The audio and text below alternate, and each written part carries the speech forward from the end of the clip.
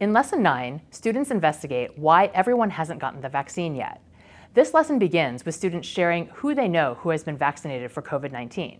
They then consider whether they agree with the plan for vaccinating certain groups first when supplies were limited. After deciding that those who need it most, groups who were most affected by COVID-19, including the elderly and Black, Indigenous, and people of color communities, should be vaccinated first, students examine data about who had been vaccinated in March, and we encourage you to pull up current vaccination data from your area as well. Students see that in most states, white people have been vaccinated at higher rates than people of color. In order to figure out why, students hear from a handful of educators who were vaccinated before the general population, and they discover several barriers to vaccination that they faced. Students then begin to brainstorm ideas for solving some of these inequities. Lesson 9 ends with an optional going deeper exploration into vaccine hesitancy if that is something your students are curious about. You might be wondering how students and families reacted to learning about vaccines in school and the inequities around vaccine distribution. Let's hear more about that. When we were talking about the vaccine distribution, it caused students to have a lot of really strong feelings. And what was interesting was when they first had seen the distribution plan, they thought it looked great. They thought that, oh, this is really going to help everybody get the vaccine, the sample distribution plan. But then when we saw the racial breakdown, they realized that something else was happening and that there was some kind of issue that was unresolved in that. And I think that was really powerful for my students because they were able to see how invisible some of the systems of inequity really are and how even the best laid plans sometimes don't deliver what they're meant to. And so in that way, students were, I think, very receptive to the data and looking at it with a really open mind. And they were also really sad to see some of the inequities that were happening, that people were dying at rates that were higher than they were getting vaccinated. And so one of my students, in fact, took the data and asked if he could stand in front of the class and rip it up. And because I had so much practice in this unit addressing students' feelings, I really honored that and said, yeah, you can do that. That seems like a really healthy reaction to the way that you feel about this data. And so he did. And then he asked for another copy to take home to show his dad because he also wanted to share the information. And so I thought there was something really compelling about the fact that students wanted to share the information that they had with the families. And the families were really impressed with the depth of knowledge that the students were bringing home.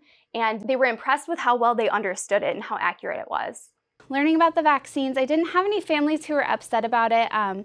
Most of my families were choosing to be vaccinated and things like that. But my kids, I found a lot of their response was they weren't really afraid anymore. Vaccines are really scary and COVID was really scary, but we were kind of fighting that fear with information. And so when they learned what a vaccine is and what it does in your body and why we're getting them and why it's going to help with COVID, a lot of them told me that they'd been really nervous about when it was their turn to get the vaccine, about getting it, just because they were afraid and they didn't know what was going on. But now they knew and they weren't really afraid anymore. And several of my kiddos also mentioned that they'd gotten vaccines before at the doctors, because lots of kids get vaccinations when they're children.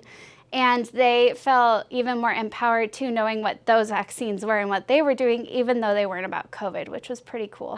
Kids under 12 as of right now are not able to get the vaccine, and so some of them have siblings or parents that were able to, and they can't. And so when we talked about communities not being able to get it for different reasons, they don't have those same reasons that are standing in the way of them getting it, but because they're not able to get it either, they really were able to empathize with them. So we talked about, like, wow, how do you think that would feel? They didn't have to think because they knew how it felt.